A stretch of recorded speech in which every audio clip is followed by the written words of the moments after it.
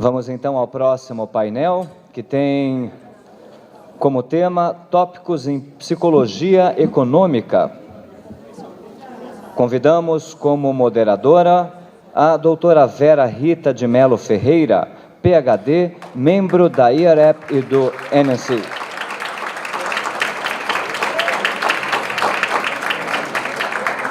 E para compor a mesa, convidamos doutora CÄZILIA LOIBL, PhD, CFP e professora associada do Departamento de Ciências Humanas da Ohio State University. E doutora Ellen Nihus, PhD, professora de Marketing na School of Business and Law da Universidade de Agder, Noruega, e pesquisadora sênior da Agder Research. Passamos a palavra à moderadora. Boa tarde a todos. É um prazer enorme estar aqui e na companhia de duas colegas muito queridas e extremamente competentes para compor um painel que também vai levantar umas pulgas aí atrás da orelha de todo mundo, porque, felizmente, a ciência não para, ela continua sempre avançando, então a gente não tem respostas definitivas para as questões, e a gente vai trazer, elas vão trazer aqui para nós, provocações que, na verdade, até o Deus, professor George Lowenstein, que esteve aqui no ano passado, ele já levantou a lebre. Nudge não é band-aid, existem limitações, e as duas vão aprofundar essas questões, vão fazer várias provocações, e vamos começar com vocês testando se nudge funciona, se nudge não funciona. Vocês receberam aqui as iniciativas comportamentais que estão começando a acontecer aí, maior força do Leonardo Pereira, o presidente da CVM, falou, tem que ter esse ano, né? E daí o Vasco, a equipe saindo correndo atrás, e a Bolsa, a BM&FBOVESPA, cadê a Cris, a Cristiane Barichelli, lá, e Daniel Fanenmiller e a equipe toda, e as voluntárias da psicologia econômica, aqui, não vou falar o nome de todo mundo, porque a gente está sem tempo, mas depois vocês levantam e tudo. A gente está rodando aqui, vocês estão sendo convidados para gravar os vídeos, como o rapaz falou, para explicar os vieses que vocês ganharam, e eu vou explicar muito rapidamente a proposta do compromisso público, que é o seguinte: querer realizar as coisas, a gente sempre quer acertar, quer pôr as nossas intenções em prática, mas é muito difícil conseguir de fato. Então, uma ferramenta que a gente pode usar é assumir um compromisso publicamente, porque daí é meio como se a gente ficasse com um pouco de vergonha de furar perante todo mundo, e a gente fica assim, lembra o olho de Deus, aquele triângulo que tinha assim um olho, né, que era Deus tudo vê. Eles já fizeram pesquisas mostrando que, se você colocar aquilo, as pessoas roubam menos, por exemplo, de uma caixinha onde eles compram e deixam o dinheiro, ou roubam menos clipe no escritório. Aquilo funciona. Então, é como se a gente, se for relembrado de que tem alguém, alguma entidade, nos vendo, nos supervisionando, monitorando o nosso comportamento, a gente vai se comportar melhor. Então, o desafio para vocês é esse. Querem realizar alguma coisa? Coloquem uma data daqui a um ano, divulguem isso nas mídias sociais, se forem capazes, né? Se realmente tiverem a fim de mudar o comportamento, e coloca a hashtag IECBRAZIL com Z, e a hashtag CVM 40 anos, que daí o pessoal daqui também pode relembrar vocês, e vamos ver o que acontece. Ano que vem vocês contam se funcionou e se o comportamento foi mudado, se a meta foi alcançada. Esse é um exemplo de nudge. E agora, então, eu vou pedir para a Ellen começar. Querida Ellen. Aren't you? Oh, I don't know. Yeah.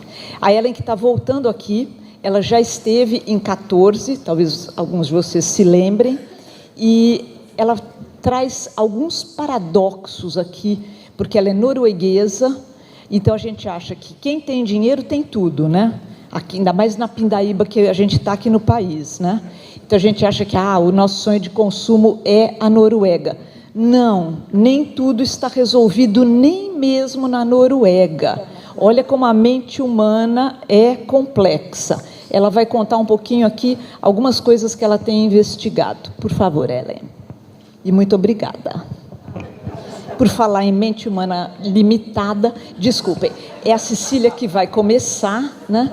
E ela vai falar também de desafios, de limitações para nudges. Cecília, vou entregar que você pesquisa junto com o Lowenstein. Então, os dois têm notícias aí que não são as melhores do mundo para nos contar sobre limitações para os nudges. Obrigada, por favor. Thank you, Vera. I would like to thank you very much for inviting me to speak at this wonderful interdisciplinary conference and to present some of my research. Thank you to CVM. Thank you very much. My name is CÄZILIA LOIBL. I am an associate professor at Ohio State University, which is one of the largest public universities in the United States. I am also a certified financial planner and teach in our financial planning track, which prepares our students to become financial advisors. For this reason, financial literacy education is very dear to me, and it is the topic, really the topic of my work. Today, I will talk to you about research regarding how to nudge low-income families towards saving regularly. I would like to talk about goals of nudges targeted towards financial decisions, the different types of nudges with regards to making savings or broader financial decisions, key findings of interventions, and conclude with some take-home messages. What is a nudge? It can be defined as a policy initiative that preserves the freedom of choice of consumers.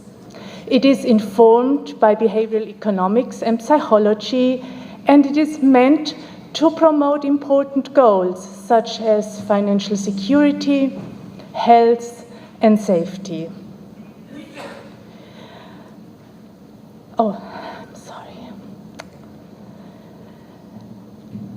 Goals of financial nudges. Goal number 1 is to remove small everyday barriers to saving. And this include, for example, to remind people to make a savings deposit by text or phone call, or to provide financial education campaigns about saving regularly. A second goal is to be effective with low or no attention required. For example, by increasing the savings deposits into a retirement plan every year automatically by a small amount or a small percentage. Goal number 3 is to use behavioral biases to benefit saving. We all have the tendency to overestimate small probabilities, and this is why lottery savings products work. As an example, goal number 4 is, with regards to financial nudges or savings nudges, to allow for low-cost, replicable, and large-scale interventions.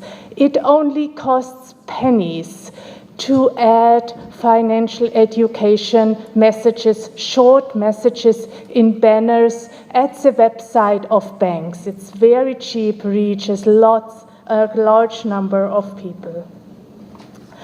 How can financial nudges be categorized? A first category with regards to the level of intrusion into people's lives is general education campaigns that inform people about the importance of savings. I come from the United States, and we have several large campaigns going on that target regular savings, for example, the America Saves campaign, or currently through the US Treasury, the My Retirement Savings Account campaign, MyRA, which are general financial savings focused financial education campaigns. A second type are nudges that requires the disclosure of information. This could be, for example, information on a credit card statement informing consumers how long it would take and how much they would have to repay each month to pay off the debt on their credit card within 36 months, as an example. There are also default rules which require people to opt out instead of opting in, as Dr. Sia already mentioned. A fourth type is to manipulate behavioral biases. For example, to ask low-income families to not think about savings just once a month, instead asking them to make a savings deposit more frequently, every week or every other week, which responds nicely to our tendency to focus narrowly on the needs of the day and to what is called the peanuts effect, coined by Professor Löwenstein, about small amounts that don't make us think much. $5, I don't have to decide whether or not I want to save it. So small amounts, but deposited more frequently. And fifth type of nudges that really is targeted to people's lives is choice architecture and choice editing. For example, in combination with financial coaching or financial counseling, that we help people through certain steps in how they make their financial decisions, and the goal is to make it easier to make financial decisions well.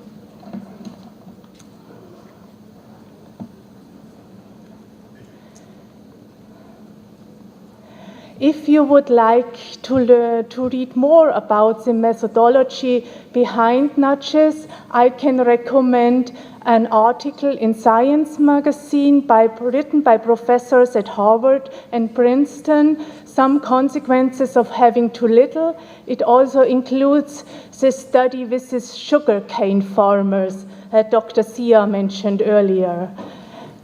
And there is also a book by the same authors on scarcity that explains how individuals and families with limited financial means make decisions in these stressful situations.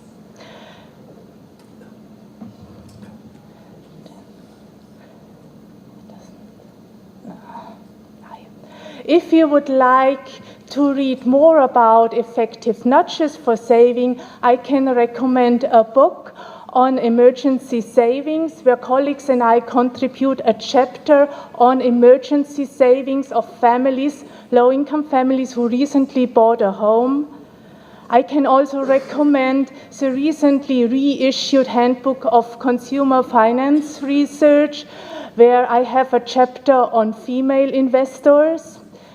And if there is even more room for thought, I can recommend the RAND Behavioral Finance Forum, where I talk a little bit more about my research on low-income savings behavior. What are key findings of interventions? Finding number 1, nudges require careful thinking. We tested price-linked savings accounts, which are a product to connect to people's tendency to overestimate small probabilities. We tested it with families in the United States who live at the poverty level, and we find that the lottery savings helped people deposit more frequently, but it did not result in higher savings. Our goal, though, was to increase overall savings, and the nudge, while it helped to make people deposit more regularly, it asks the question, how can we design effective nudges? Laboratory experiments show clearly how price-linked savings work, but it doesn't work in the same way when we test it with low-income families. This graph shows that there was really no difference between a randomly assigned treatment and control group. The red line is the lottery group, and the blue line is a standard no lottery savings population in this savings program.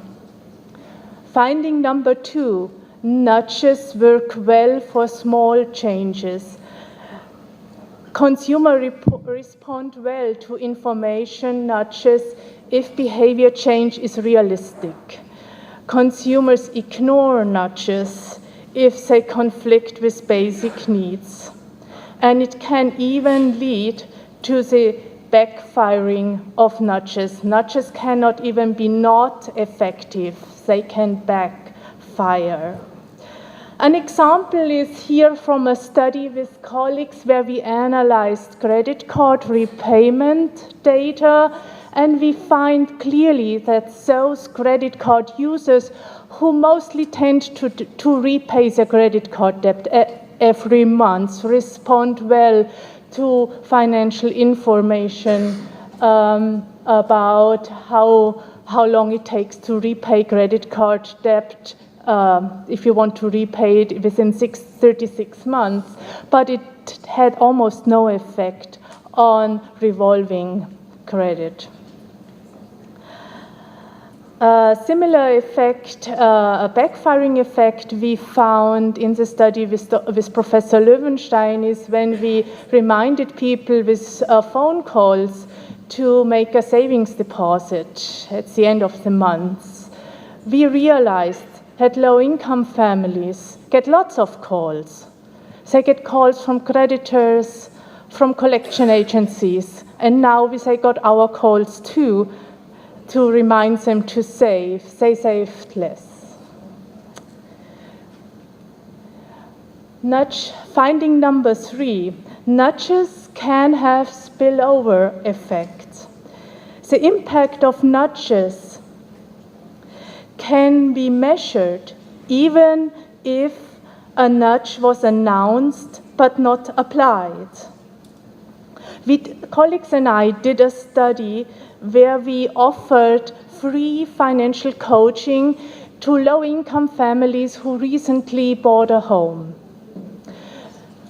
Not everyone took up the offer of free financial coaching, but even those who had it offered to them but didn't take it up were less likely to miss a mortgage payment. So we found a significant effect not only for those who spoke with the financial coach, but also for those who weren't able to connect with the coach. So the question that we ask is, how can nudges be simplified? We want effect. And what is the simplest way to design a nudge that is effective? Finding number 4, nudges work well in combination. Combination of nudges and financial counseling, for example, increases the effectiveness of an intervention. Nudges can make effective use of tunnel vision, and tunnel vision is what we call when families in tight financial situation have to focus on the financial needs of the day and neglect, because of stress and lack of time and resources, to think about the tomorrow, the next week, or the next month when making financial decisions today. We combined nudges. This study, that's the graph that I show you here, is the result of a study that one of my PhD students with his advisor did at Ohio State University for the National Foundation for Credit Counseling in the US. And it shows that the combination of financial counseling and with guiding and nudging families through a structured process of repaying debt and starting emergency savings had wonderful beneficial effects for the families. The dotted line is the control group, and the bold line is the reduction in revolving credit among those families who went through the structured counseling and nudges program. The question we then ask is, when is the best timing for nudges? And Dr. Sia already referred to it in the sugarcane project, where we need to catch people when they are ready to make these decisions about saving. And with the concept of scarcity and the stress that families experience when financial resources are tight, the question about timing becomes very, very important. Take-home messages. I would like to summarize with these few points. Use nudges to remove everyday small barriers to saving. Aim for simple nudges. Combine nudges with other interventions to make them even more powerful. Know your target group. Nudges can backfire. Test nudges interventions before using them widely. And social scientists like me and my colleague are happy to help you design nudges and evaluate the effectiveness of nudges.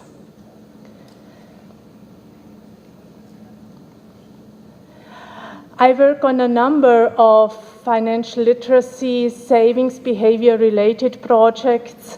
One is understanding the use of reverse mortgages for aging in place in the United States, where we are currently in the field testing how targeted, personalized financial information and education helps low-income older adults make a good transition after taking out a reverse mortgage and being able to age in place. Another project is helping older adults with financial problems funded through the European Union. And a third project is about understanding the role of financial literacy for food security, insecurity. And I would like to close with the hope that if you find this research of interest to your work, please keep in touch. And I look forward to hearing from you. Thank you very much.